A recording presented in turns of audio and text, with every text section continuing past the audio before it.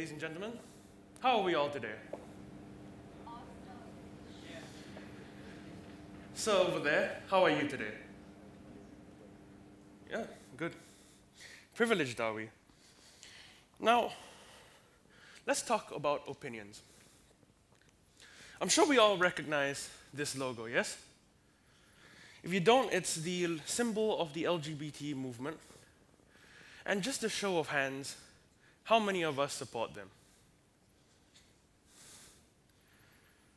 There's so many more hands for the $50 note, come on.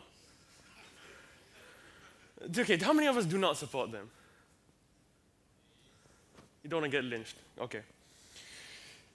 Point is, your opinion doesn't matter because we're not talking about this today. What we're actually talking about is the topic of opinion. Everyone, I think, has demonstrated just now, has an opinion, from simple things like our outlook on today to things like, oh, David, I think you'll be good talking at a TEDx speech, why don't you do that? Yeah, that's going really well, isn't it? But everyone has opinions. And when there's so many, there is bound to be certain conflicts. Because of the fact that we all have conflicting opinions at times, they will disagree. But it is nonetheless entirely necessary that we do have an opinion. Imagine what it would be like if you had no opinion whatsoever. You'd be like a sponge, absorbing any opinion you came across. Whenever you needed a view on something, you would effectively be whoever was standing next to you. You wouldn't be you, and for that matter, there wouldn't be a you. Which then begs the question, how many of these opinions have you actually thought about before adopting? To answer this question, I would like you to look at the two large contributors to such contaminants in people's opinions. That is, manufactured consent and public opinion. If you take language and literature in English, I'm pretty sure you know what manufactured consent is.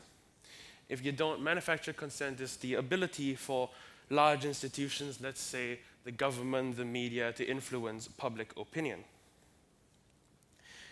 To an extent, put simply, they can control how we think. And no, that does not mean this. This is not a conspiracy theory that, oh, people are controlled by a group of elite lizard people.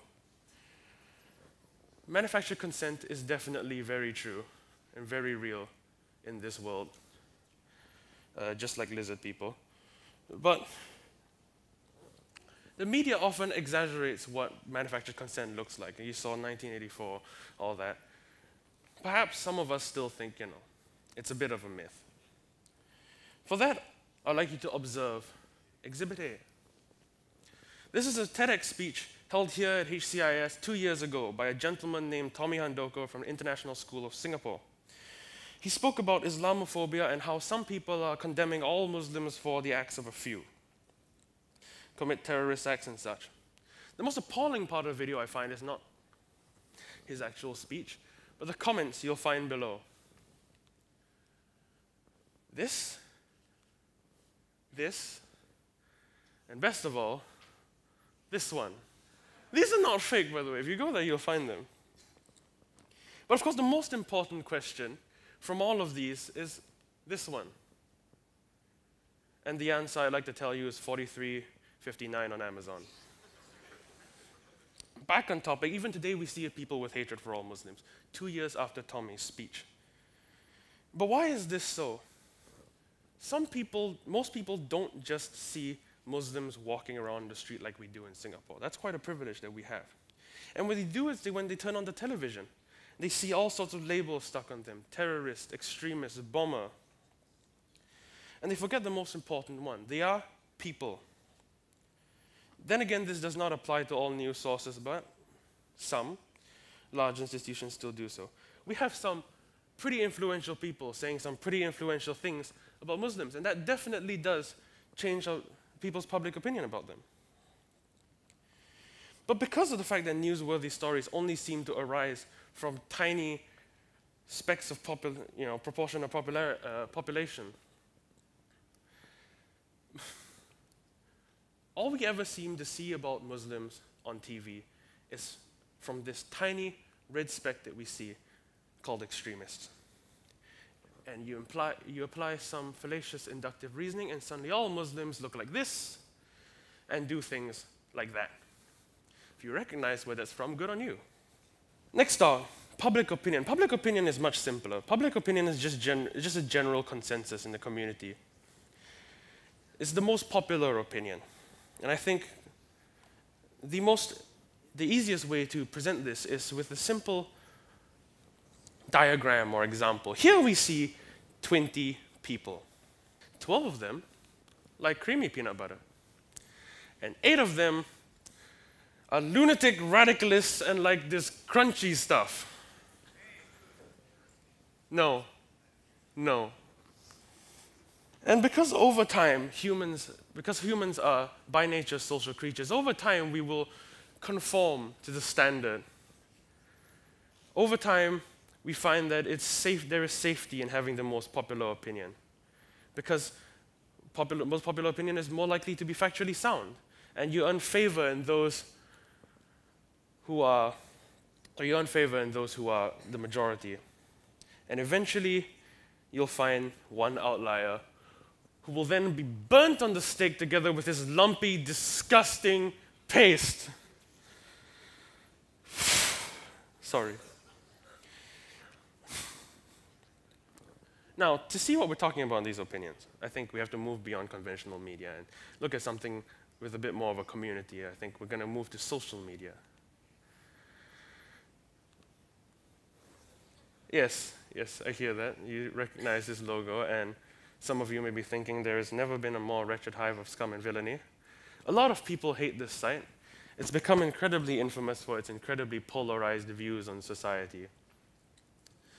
And this is, I think, because of a few reasons. Let's examine why this site has become this way. At its heart, it relies on an upvote, downvote system. This system means that the number of points we see are the net number of points. And what it's supposed to mean is that the one with the majority of likes is the best. So the community content you get on the front page is the best. But what actually happens is when you have an opinionated post, it becomes popular. And you just keep getting more and more and more and more and more and more and more of these until it rises to the top, and then you get all these opinions that are coming up, and because there's so many of them, they overwhelm those that dissent. And over time, you see incredibly polarized opinions take center stage. Please stop. This happens in most social media sites. You'll find there are cultures in these. But this one, for some reason, is the most pronounced. Of course, because the average user of the site looks like this. And in fact, you see, that is a real statistic. That is the actual age group. You find that this age group is quite rebellious, and the lifestyle we find is more of the punk lifestyle, disagreeing what's politically correct. If you go on the site, you'll find a lot of swearing, and I don't think I'm allowed to say what they say on stage because I'm already getting looks from the people in charge. But you'll find they're very rebellious and edgy. Point is, when you have a popular opinion, you have what's called the echo chamber effect. More and more people start emerging with the same opinion. And when people find an opinion they all agree with, they feel affirmed. And when you have a dissenting opinion, it's covered up, and it just sinks to the bottom, and you never see it again. Between both these phenomena, we find a common factor, I think, which is that people who are ignorant in a subject are easily influenced because of the fact that the void in them already exists in which other people can pour their opinions. They just absorb them. Although the contrary can also said to be true. When someone is completely ignorant in a subject, there is a relation with confidence in that if you're very confident in a subject, this suggests you are either an expert or an absolute idiot. This is called the Dunning-Kruger Effect. So on one end we see experts, on the other end we see knuckle draggers. And this applies to many things in our society, including me when I was a child and I read science books and I thought I knew everything, and then one day my cousin came over and asked me a question and I realized I didn't know anything at all. But point is, if you feel confident, you should try to rethink which side of the spectrum you're on. If everything you dislike starts to look a little bit like fake news, then perhaps you should think about it. Let's conclude, yeah? Yeah. Have an opinion. Make sure it's an informed one. Be ready to defend your opinion, because that's how we really judge how solid and sound they are. It's through this. But never be afraid to change it. But I don't know, that's my opinion. An opinion is something that to me is quite important. Because 5 years ago, when I was accepted into HCIS, I went for the interview. And they told me, you know what, David, we like your opinion, and we think for that, we're going to take you in. 5 years later, I find myself appealing for a cause. And I find that when I send my emails and get no replies, and when I try to get consultations, it is not the fact that they liked my opinions, it's the fact they liked that I had an opinion, and that opinion was theirs. Thank you very much, ladies and gentlemen.